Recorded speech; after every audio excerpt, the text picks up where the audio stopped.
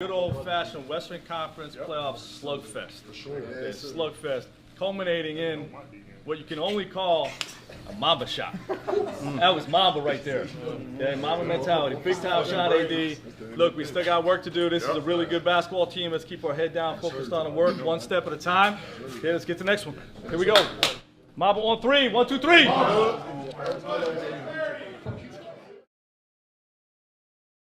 That was nothing but a good old-fashioned Western Conference playoff slugfest. It's slugfest, culminating in what you can only call a Mamba shot. That was Mamba right there. Yeah, Mamba mentality. Big time shot.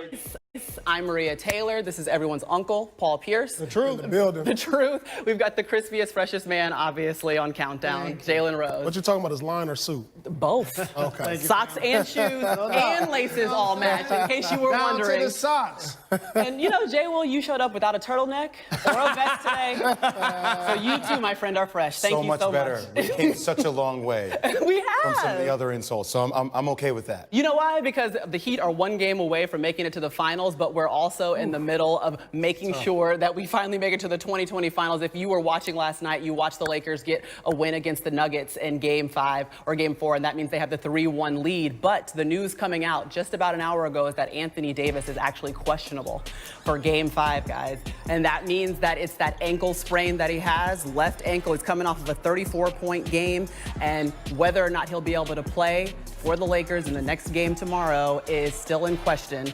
But what does that mean, obviously, for the Lakers? Let's walk you through it. The Lakers are 18-1 this season when LeBron James and AD have combined for 60 points. And that includes the playoffs. That's the second best record by any duo in a season in NBA history, trailing only Shaq and Kobe Bryant in the 99-2000 season. So what happens if AD can't go in the game? Denver wins, and you put up that 2000 team. I played against Shaq and Kobe that year in the finals. And what makes that team remind me of this team is that you need your two all-NBA performers to play like that every night. You need them to bring that 60 points. You need AD to get off to the start he did in the first quarter. You need him and the rest of the team to hold the Joker to 0 points in the fourth quarter. No AD up front, they get shorter, they're not as talented, and I believe that gives Denver an opportunity to get their second win. I feel like AD always has injuries that he's playing through, though, to a degree. I mean, he played through this ankle sprain the other night. And if I were the Lakers, which I'm not, but I'm not trying to fool around with Denver down 3-1. Like, I'm not trying to give them any momentum in that series, considering what I've seen the past 2 series in the bubble. Like, it's time to put our foot on the gas and stamp it and close it right now. Jalen, you saw the 1980 finals, right? Yes. And who was in that finals? The Lakers and the Celtics. No. Is that the is that the Lakers and the Sixers? Well, anyway, what I want to get to is the Lakers and the Sixers? Magic was a rookie. And the played Sixers. that game without Kareem. Correct. And he needed one win. Needed one win. I think LeBron does the same. Jump center. I think LeBron does the same. He's going to have AD for one game, but LeBron is good enough to get one win and put a team on his back to get the W. This series is over in 5. Well, you bring up a good point, because even in the fourth game, we saw LeBron James. All he did was be like, I'm going to take Jamal Murray. I see you're scoring a lot. It's winning time. It's go time. And LeBron James, I mean, he's had this experience. He's been in playoff games before. What's the difference in having a player like that that's just like, it's winning time. I'm going to check the best player. I'm going to score when we need us to. I'm going to knock down the free throws. I mean, look, LeBron James, I mean, he's made mention of it multiple times. He thinks he should be in the Defensive Player of the Year conversation, right? He wants that responsibility. And people always say, well, you have to guard the other team's best player. He did that down the stretch with Jamal Murray. But I also want to say this. Give credit to Rajon Rondo, though, because, you know, Paul and I were talking about this in the back room. Their IQ as a team goes up exponentially when he's on the floor. And that allows LeBron to take some possessions off when he's off the court, because Rondo can manage the players on the court. But also what allows him to do that is he don't have to be the leading scorer. Yeah. He don't have to get the most rebounds. With Rondo out there, he don't have to play make all of the time. So guess what you could do at 35? Pick and choose your spots. That's exactly what he's doing. Good second quarter, good first half, good third quarter, defense on Murray. He's able to do that and pace himself. But it also sets the tone for your team. When you see your best player out there taking responsibility, taking the onus, like, look, this guy has been cooking us all series long. You know what? I'm the oldest guy on the team, but I'm the best. I got it. Everybody else fall in line. You know what the other guys say? Well, shoot, if he gonna guard him, I got to man up. I can't let my man do nothing now. Bron gonna shut him down, then none of these other guys can beat us. So the team recognizes that, and they feed off that. When your leader steps up and be a leader, that's what happens. LeBron could be on his way to his 10th finals appearance, and only 3 franchises have more finals appearances than him. That's how great he's been. Wow. Now, what about these Denver Nuggets? If you wanted to give some hope to everyone who is a Denver fan, what could go right for them in Game 5? Well, I mean, that Dwight Howard matchup early in the game, I mean, he set the tone with how they were going to guard Jokic. And I thought it was a really good move by Frank Vogel. So for Jokic, I mean, he has to come out. What they did in the game prior, he was aggressive. He got going early. Then Jamal Murray closed, right? So Jokic, him going, he can't be held scoreless in the fourth quarter. You can't have any more games like that. He needs to be the all-star that we know he can be. You know, originally I would say this, you know, the series is over. Yeah, Dwight has been a big difference, but for some reason, Denver just keep coming back from these 3-1 leads. Yeah. You know, it's a difference when you down 3-1 and you go into your home building. And I would say that this series is over. Yeah, the Lakers in 5, no AD and LeBron, but it got to make you think that, look, this bubble has been strange. I mean, the Clippers went down, 2 3-1 leads blown.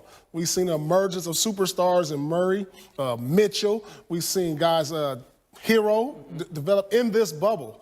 So nothing's out of the ordinary. I mean, I think the Lakers win, but I wouldn't put it past Did you say Murray emerged? So LeBron has been an MVP, AD's been All-NBA, the Joker's been All-NBA. The difference has got to be if Murray can have another one of those outstanding games. Yeah. And Marie, I tell you, some of the shot making that this guy's been doing in the bubble has been outstanding. From the 360 he did against Rudy Gobert. How about this up and under right here against LeBron James and Dwight Howard?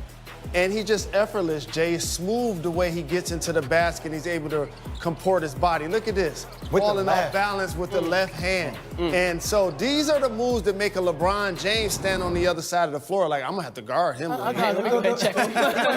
kept trying to go at LeBron one-on-one, though. You didn't need to do that. Just call up a regular ball screen. Get him in, get whoever you want to guard you, Jamal. Jay Will, I played with you. When the last time you let an old dude come stand in front of you and guard you? But that's exactly what it gets into, though. Correct. It gets into that mental mind game, though, right? I'm saying that Jamal old doesn't guy, need to that play old that. guy ain't no I ain't trying to play that. I know. Players of today are scared of LeBron. If they see LeBron standing in front of them, fear shakes, and I know this. You know, my era is out the league. We wasn't afraid of LeBron. But these guys today, he strikes fear in these guys. I can see it. Look, if Megatron was standing in front of me, I feel the same way. But meanwhile, Jamal Murray, he's got 40 points the last. They survived last night against the Denver Nuggets. They're up 3-1 now. We've seen Jamal Murray just emerge and just shine brightly as a star. The Joker, Nikola Jokic, he's struggling a little bit offensively in terms of prolific numbers. What has to happen for Denver to win Game 5? I think Denver's in a great spot. I think they played really well. Last night, James and Davis shot 28 free throws between them. And, I mean, obviously that's hard to survive. But I think they've been right there. I think they have to continue to play well. And I think Jokic has got to try to use Howard's aggressiveness against him and try to work his way to the free throw line a little bit more. I think it was a great move by Frank Vogel to put Dwight Howard into the starting lineup. But if you're Jokic and you are that level of player, you have to have an answer no matter what the defense presents. Looking forward to hearing you call the game tonight with my man Mark Jackson and Mike Green. Coach, thanks so much for your time. All right, take care. All right. I'm a big dreamer. I think you got to dream in life to know what you want. The Miami Heat, they've done it. They win their first championship in franchise history. To me, it's still crazy when I walk around and I see people wearing my jersey, people wearing my shoes. The Miami Heat are once again NBA champions. Know that this moment might not ever come again. While you have it, cherish it. The 2013 NBA championship resides once again in Miami. I ain't got nothing left.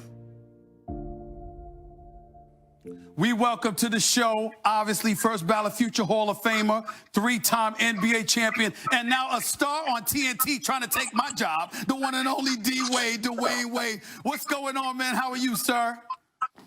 Man, listen, I am great. And you know what makes me feel good right now? It makes me feel good that you look as good as you do right now, man. You look spectacular over there. That's what makes me feel good. I come a long way. I've come a long way from the Hammer Time suits. I know. Let me ask you this question, D. When you look at the Miami Heat, just 48 minutes away from advancing to the NBA Finals for the first time since 2014 when you and LeBron took them there, how you feeling about this right now, this team? Man, I'm feeling, well, first of all season, and as you watch this team grow, and unfortunately we had a stoppage, But all season you've seen this team, and you knew in the back of your mind they're going to be a tough out for anyone in the playoffs. And once the NBA season resumed and they went into the bubble, it was like, oh, this changes things because it's not about who has home court advantage. This is about who's going to be a dog. And the Miami Heat have dogs on their roster. So, we felt very confident coming into the bubble. And, of course, right now, being up 3-1, we feel confident, but they also understand and know that the job's not finished. D-Wade, when you look at Jimmy Butler, we see a guy that came from Marquette. We see a guy that played in Chicago. We see a guy that played in Minnesota. So much of a big deal has been made about you recruiting him to come to Miami. And I'm wondering where the word recruit came in, because did it really take that much to get him to want to depart from Philadelphia and Minnesota and Chicago before that to come to South Beach? What am I missing? What am I missing? Well, listen, if it was you, it wouldn't have took nothing. It wouldn't have took nothing at all. Absolutely. I think with Jimmy, I think the great thing about Jimmy, even from, when we got to Chicago, matter of fact, before I even got to Chicago, and I called Jimmy on the phone when D Rose was leaving Chicago and it was about to be Jimmy's team. And I called him, when I was thinking about going to Chicago, and I asked Jimmy, is this something that, he wanted to do? Because I knew my name coming in was a bigger name in basketball, even though Jimmy was the better player. And from that conversation on, man, Jimmy he's been all about, I don't care about anything but winning. And Jimmy's way of trying to get there is not everybody's way. Jimmy came from nothing. Everything he has is self-made, is built. And that's all he knows. So if no one is doing what Jimmy's doing, no one's putting the work in that Jimmy's putting in, no one's playing as hard, Jimmy gonna get on your butt. And Jimmy had that reputation, in Chicago and Minnesota and possibly Philly. But I always knew if there was one place that Jimmy could beat Jimmy and no one is going to care, it could be the Miami Heat, because Pat Riley has a little Jimmy crazy. I want to transfer to Tyler Hero and Duncan Robinson. And the reason why I bring them both up, even though Duncan Robinson only scored 3 points in Game 4 and Tyler Hero had 37, is because Duncan Robinson is a specialist. And when I think about them two together, even before this season began, I fantasized, of course not now, but somewhere down the line, Steph Curry, Klay Thompson, these two dudes together got something similar going on there. They could end up being that special for the Miami Heat in the future. The play that got me banned from my doghouse for a whole week. Yeah.